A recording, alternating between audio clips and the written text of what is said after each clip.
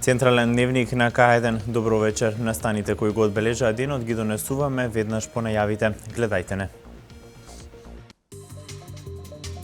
5% повисока плата од март за овластените службени лица и униформираните полициски службеници.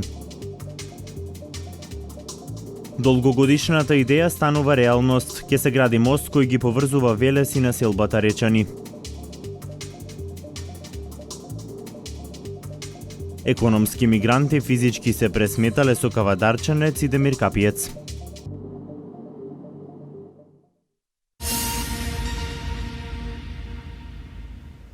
Од 5 март повисока плата за овластените службени лица и униформираните полициски службеници, најави министерот за внатрешни работи Митко Чавков. Зголемувањето на платите се однесува за 10.000 вработени. За 5% повисока мартовска плата за овластените службени лица и униформираните полициски службеници, ова денеска го најави министерот за внатрешни работи Митко Чавков. Покачувањето доаѓа по договорот од минатата година платите во Министерството за внатрешни работи да се изедначат со примањата на вработени во слични служби, како Царинската управа, Управата за финансиско разузнавање и Финансиската полиција. Со платата за март 2016 сите овластени службеници и сите полициски службеници во Министерството за внатрешни работи ќе добијат плати кои ќе бидат повисоки за 5% во однос на нивната февруарска плата. Значи на 1 април ќе добијат зголемување на основната плата за 5%. Усогласувањето секако според стратегијата и според програмата на владата од 2014-2018 година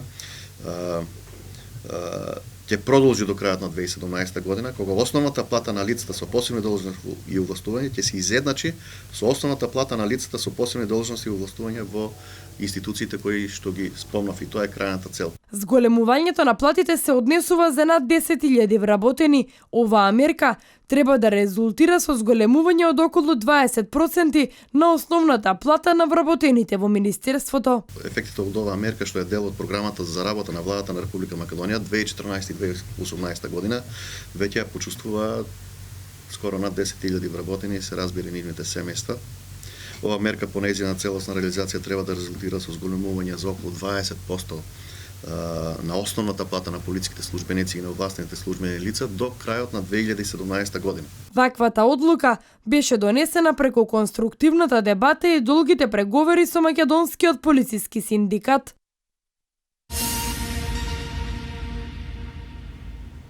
Германската автомобилска компанија Маркар донираше компјутер и мултимедиумски LCD проектор во посебното основно училиште Маца Овчарова во Велес. Ова е прва донација од оваа компанија, но не и последна. Компјутер и мултимедиумски LCD проектор донираше германската компанија од автомобилската индустрија Маркарт на посебното општинско училиште Маца Овчарова. Генералниот менаџер на компанијата Волфган Айхер заедно со представниците од компанијата ги посетија децата. За Маркарт оваа донација е прва, но не и последна. Маркарт Македонија постои од 2013 година на пазарот и ова е само уште еден начин како да го изразиме своето постоење. Секако дека учествуваме во различни хуманитарни акции, ова ќе биде првата и понатаму ќе продолжиме да го изразуваме своето постоење на пазарот на ваков начин. Од училиштето велат дека сите донации за нив се добродојдени. Конкретно ова е една од најважните, затоа што овие апарати се оние кои навистина им се потребни во спроведувањето на образовниот процес за децата со пречки во развојот. Во работата ќе помогне многу, но најмногу ќе помогне онаа весела насмевка што ја видовте на децата кои што се радуваа на новогодишните пакетчиња кои се најважни за нив. Понатаму во нашата работа, значи донацијата што ја добивме исто така ќе помогне затоа што нашите деца имаат потреба од многу визуализации и нагледни помагала и на тој начин редовната нивна употреба ќе не потсетува секогаш на нашите донатори. Среќа, возбуда, насмевка на своите лица, многу музика, игра и песна.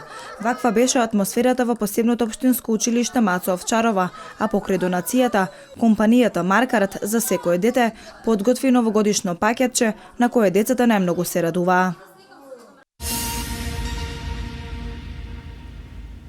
Јавно наддавање на градежно земјиште по електронски пат ќе се одржи на 18 јануари. Станува збор за земјиште предвидено со урбанистички план во катастарска општина Башино село и Новачани. По електронски пат на 18 јануари ќе се одржи јавно наддавање на општина Велес на градежно земјиште во сопственост на Република Македонија. Градежното земјиште е предвидено со урбанистичкиот план во населено место за изградба на комплекс со намена А4, временно сместување викенд населба во катастарска општина Башино село и катастарска општина Новачани, општина Велес, донесен со одлука број 27.4800/6 од 20 август 2015 година со намена на градба А4 временно сместување со компатибилна класа на намена Б1, Б3, Б2 и Д3. Право на учество на јавното наддавање имаат физички лица, државјани на Република Македонија, државјани на држави членки на Европската Унија и на ОЕЦД, како и државјани на држави кои не се членки на Европската Унија и на ОЕЦД, а под услови на реципроцитет можат да стекнат право на собственост на градежно земјиште на територијата на Република Македонија. Правни лица, домашно правно лице, правно лице со мешовита собственост, правно лице основано од странско физичко и правно лице, регистрирани во Централен регистар на Република Македонија, странски правни лица, резиденти на членки држави на Европската Унија и на ОЕЦД, како и странски правни лица, резиденти на држави кои не се членки на Европската Унија и на ОЕЦД, а кои под услови на реципроцитет можат да стекнат право на собственост на градежно земјиште на територијата на Република Македонија. Почетна цена на електронското наддавање за градежните парцели изнесува 283 денари од метар квадратен. Депозитот се уплатува вирмански или преку пошта на буџет на општина Велес, назив на примач Народна банка на Република Македонија, со назнака депозит јавно наддавање за оттуѓување на градежно земјиште. Да се наведе број на оглас и број на градежната парцела во целна дознака.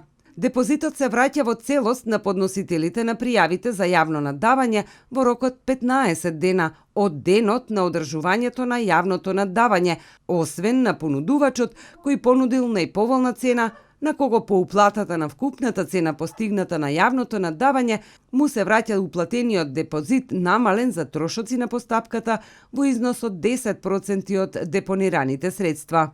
Пријавите кои не се комплетирани со овие докази нема да учествуваат на електронското јавно наддавање, зашто подносителите на некомплетни пријави ќе бидат електронски известени. Подносителите на пријави потребно е да достават во пријавата за учество на јавно наддавање и фотокопија од лична трансакциона сметка, на која ќе може да им биде вратен депозитот за учество на јавно наддавање и задолжително телефонски број за контакт. Комисијата го разгледува секој од документите поднесени кон пријавата. Доколку пријавата е комплетна, истата се одобрува. Општина Велес е должна во рок од 3 дена од приемот на истата да ја разгледа, да ја одобри или да ја одбие пријавата. Со одобрување на пријавата, системот автоматски и самостојно генерира единствено корисничко име и лозинка, која автоматски се доставува на имејл адреса која самостојно ја внел подносителот при поднесувањето на пријавата. Комисијата може и да ја одбие пријавата, а за истото подносителот ќе биде автоматски известен на имејл адреса која ја внел при поднесувањето на пријавата. Пријавите за учество на електронското јавно наддавање по табеларен преглед број 1 можат да се достават до 13 јануари 2016 електронски на следната интернет адреса www.gradежно-земјиште.mk.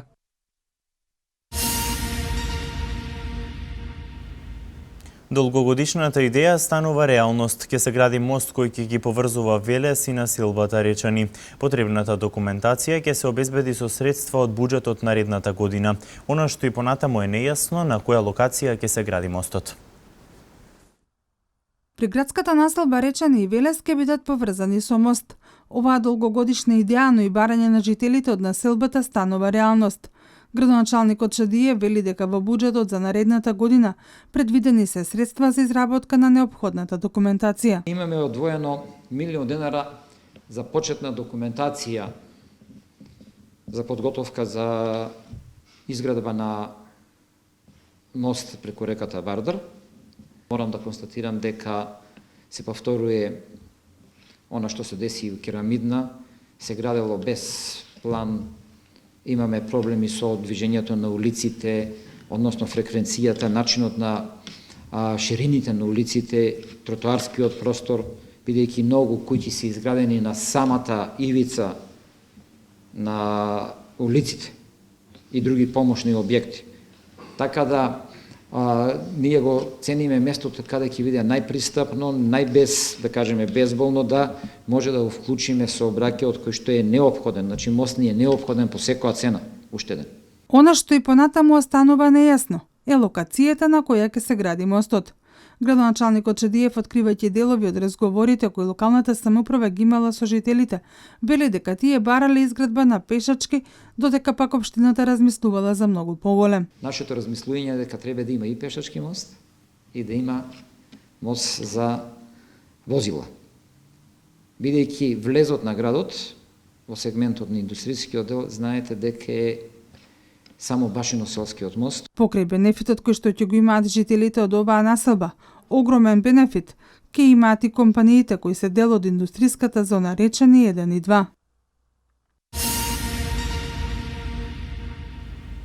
На патниот правец Градско Велес вчера вечер се случила прво вербална, а потоа и физичка пресметка помеѓу кавадарчанец и демиркапиец од една страна и економски мигранти од друга страна. Најнапред вербална, а потоа и физичка пресметка помеѓу кавадарчанец и демиркапиец од една страна и мигранти од друга страна. Вчера вечер на патниот правец Градско Велес. Според известувањето на СВР Велес, македонските момчиња во автомобил марка Мерцедес превезувале 5 економски мигранти, 4 од Мароко и 1 од Алжир. Според договорот, мигрантите требало да бидат превезени од Демиркапија до Табановце. Но наместо на граница од мигрантите било побарано да го напуштат автомобилот пред поранишната фабрика за вештачко ѓубре, посочувајќи дека ова е предграничен простор. Во соопштението кое до медиумите го испрати СВР Велес, стои дека во ова се посомневале нелегалните патници, па најнапред започнала вербална расправија, подоцна и физичка пресметка, во која било употребено и ладно оружје. 19-годишниот кавадарчанец се здобил со убодна рана од нож во левата нога, а 2 години помладиот демиркапиец се здобил со лесни телесни повреди во пределот на лицето. Настанот во полиција го пријавиле жртвите кои со возило на итната медицинска служба биле пренесени во Велешката болница. Економските мигранти се приведени, а полицијата работи на целосно расветлување на случајот.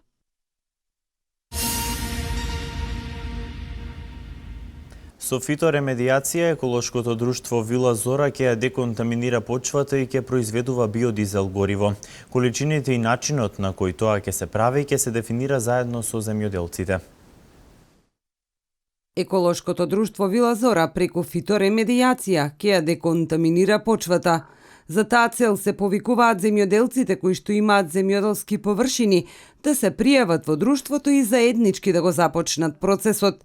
Количините и начинот на кој тоа ќе се прави ќе се дефинира заедно со земјоделците.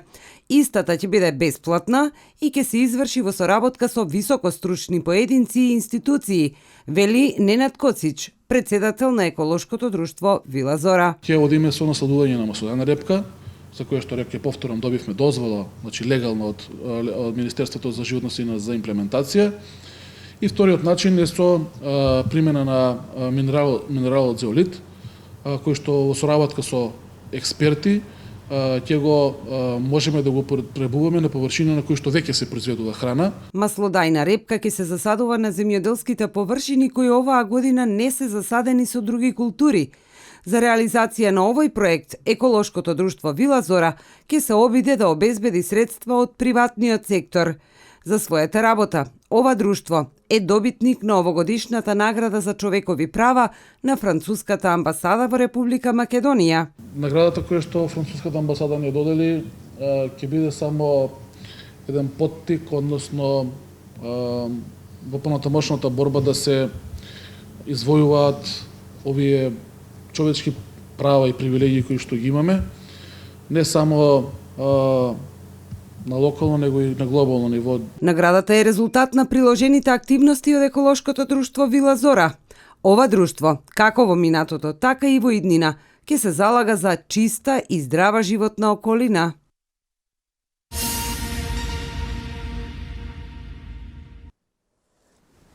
Децата од домот 11 октомври добија новогодишни пакетчиња. Честитка до турската заедница по повод денот на наставата на турски јазик испратија Иванов и Велјановски. Вестите од Македонија. Премиерот Никола Груевски и заменик министерот за труд и социјална политика Диме Спасов, како и секоја година претходно, им ги честитаа новогодишните празници и им подарија пакетчиња на децата од домот 11 октомври. На барање на домот, премиерот и заменик министерот за труд и социјална политика на децата за нова година им подарија нова машина за перење алишта. Децата изведоа пригодна програма, а на гостите им врачија поклони изработени од нивните раце во рамки на креативните работилници во домот. Инаку владата изминатиот период реализираше низа на проекти кои што се во интерес на децата без родители и родителска грижа. Груевски како и Спасов напоменаа дека и во иднина ќе продолжат со оваа практика на реализација на проекти кои што се во интерес на подобрување на животот на децата без родители и на оние лица кои што имале ваков статус во минатото.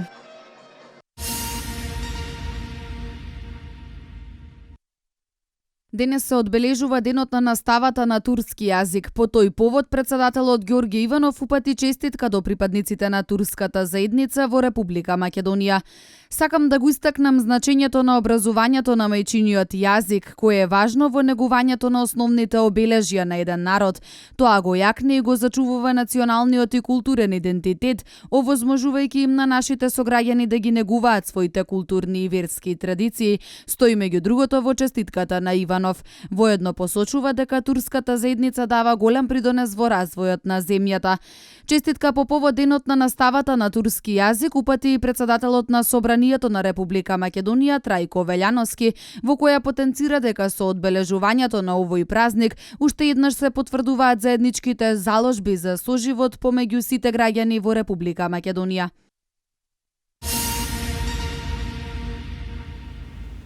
Во повеќе од 20 градови во Полска изминатиот викенд се собраа десетици илјади демонстранти кои протестираа против новата конзервативна влада. Словенците го отфрлија законот за истополови бракови. Во продолжение останатите вести од светот.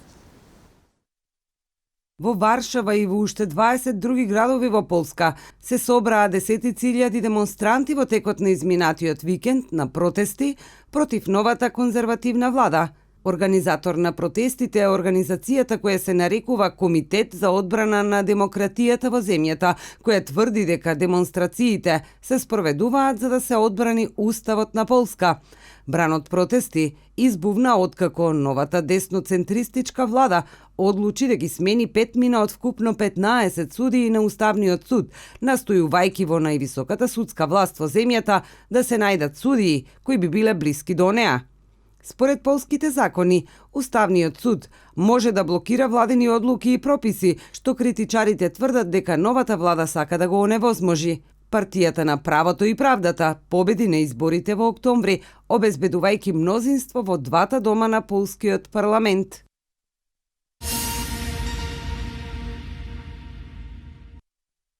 Најмалку 91 лице се смета за исчезнато откако во индустрискиот парк во градот Шенжен на југот на Кина свлечиште од кал и градежен отпад затрупа 33 згради, а дојде и до експлозија во блискиот гасовод.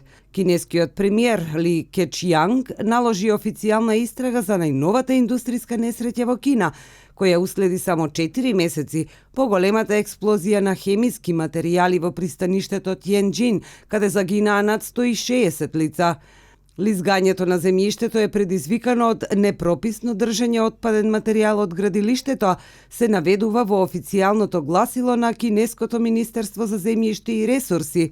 Отпадниот материјал наводно е натрупан на местото на стариот каменолом во висина од дури 100 метри, а силниот дожд вчера го претворил во кал.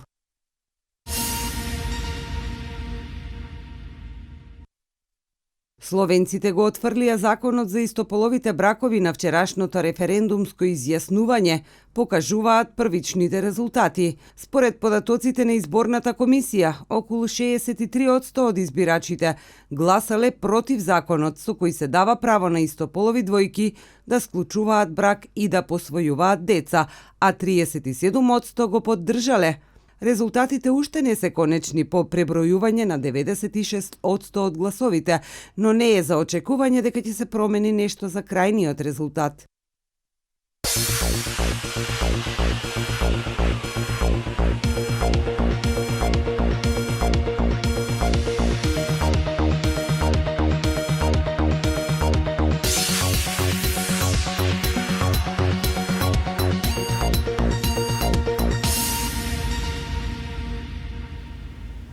Агенцијата за младе и спорт од оваа година ќе доделува и титула спортски амбасадор. Победи на Карпош, Соколи и Работнички. Најдобриот македонски ракометар Кире Лазаров со Барселона стигна до трофејот во Асобал купот, но доби и МВП признание. Прекината серијата од 4 триумфи на гостински екипи во 15-тото коло од регионалната кошаркарска АБА лига. Во продолжение вестите од спортот. Во прогласувањето на најдобрите во македонскиот спорт од страна на Агенцијата за млади и спорт по одлука на владата, оваа година ќе се доделува и титулата спортски амбасадор. Кирил Лазаров, Андон Дончевски, Јошко Миленковски и Агим Ибраими први ќе го добијат признанието кое секоја година ќе им се доделува на врвни спортисти и спортски работници. Размислувањата се ним да им биде доделен и дипломатски пасош. За годинашниот 61 избор, кој ќе се случи утре вечер од 19 часот, номинирани се спортисти и спортски субјекти во 10 категории за кои се гласа, како и 3 категории за неуспешни училишни спортски клубови во основното, средното и високото образование.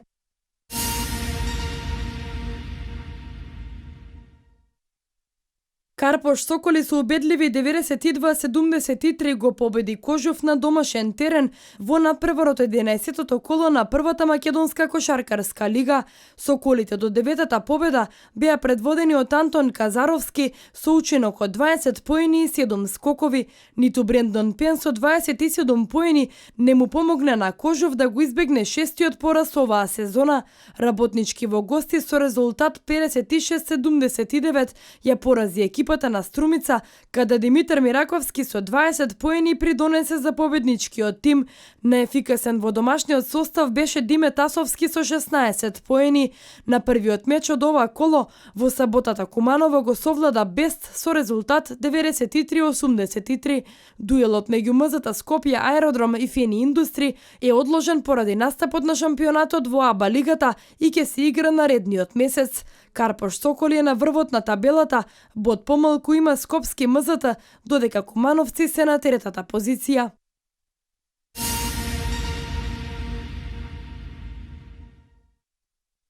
Најдобриот македонски ракометар Кире Лазаров со Барселона стигна до трофејот во Асобал купот, но се закити и со MVP признанието за најкорисен ракометар на завршниот турнир што се играше во изминативе денови, како и во останатите надпревари, така и во финалето со Натурхаус Ла Риоха, македонскиот капитен ги предводеше каталонците до триумфот, постигнувајќи 10 гола од вкупно 13 обиди. За Кирил Лазаров ова е 48-ми трофеј во кариерата, бројка која говори за постигнувањата на македонскиот ракометар во европскиот ракомет. Лазаров по петти пат го освојува Асобал и тоа со Суидат Реал и Атлетико Мадрид, како и трократно со Барселона. Каталонците пак со секој одигран надпревар го подобруваат сопствениот рекорд, со што ова за нив беше 101 победа во низа во Шпанија.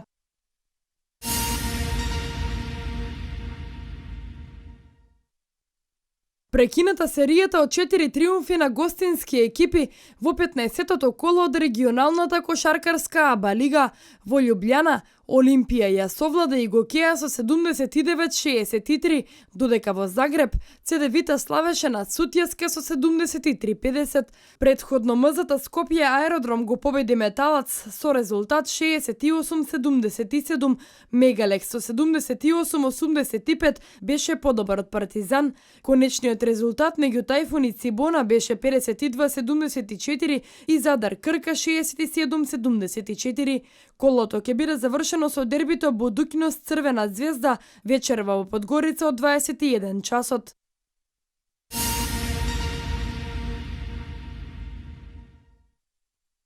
Кошаркарите на Кливленд стигнаа до 18-тата победа сезонова, откако со резултат 108-86 го поразија тимот на Филаделфија. Кавси беа предводени од Леброн Джеймс, кој постигна 23 поени и 5 скока, а меѓу играчите по пауза од 6 месеци се врати и Кајри Ирвинг, кој за само 17 минути запиша 12 поени и 4 асистенции. На спротивната страна, Нерленс Нуел дуелот го заврши со 15 поени и 12 скока. На преостанатите 6 надпревари кои се одиграа во НБА лигата, имаше голема доминација на гостинските екипи, со исклучок на Мајами, кој на домашен терен го совлада тимот на Портланд. Вечерва се играат 9 надпревари.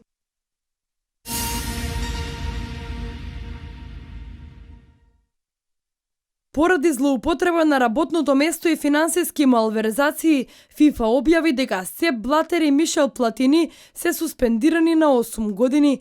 Казната на председателот на ФИФА и првиот човек на УЕФА стапува на сила веднаш. Двајцата нема да можат да се занимаваат со никакви активности поврзани со фудбалот, ниту спортски, ниту административни. Во 2011 Блатер му исплатил околу 2 милиони франци на Платини од сметка на УЕФА без никаков пишан договор. Се очекува двајцата суспендирани челници на ФИФА и УЕФА да поднесат жалба на ваквата одлука на етичкиот комитет на ФИФА.